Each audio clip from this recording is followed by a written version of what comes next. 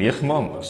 Shunday ekan, hayotdan bahramand bo'lib, undagi o'sha chiroyli narsalardan bahramand bo'lib, mazza qilib yashashni o'rganing. Agar sizda o'zingizga bo'lgan ishonchda muammolar bo'lsa, profilimdagi yopishtirib qo'yilgan videolarni tomosha qiling. Agar sizda ichki xavotir juda ham kuchli bo'lsa, unda mana bu 3 ta maslahat ayni siz uchun.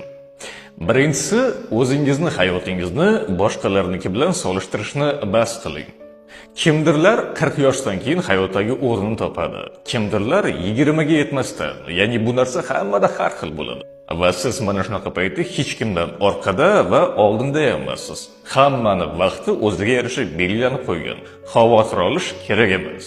Ikkinchisi, hayotingizni harakat qiling qiziqarli narsalar bilan boyitishga. Ya'ni agar sizni hayotingiz ko'pchilikning hayoti ish uydan iborat va ular ko'pchiligi mana shunaqa depressiv holatda, depressiyada tushkunlikda yurishadi. Hayotdan xafa, atrofdagilardan xafa, ulardan boshqa hamma baxtliday tuyuladi.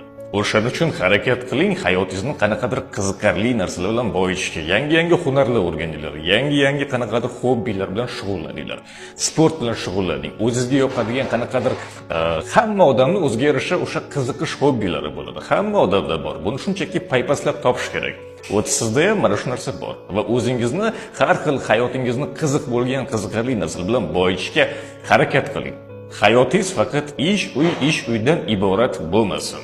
Uchinchisi, bo'lar bo'lmasga siqilavermang. Bu hayotdagi juda ham ko'p muammolarni 90% ga yaqini sizni siqilishingizga arzimaydigan narsalardir.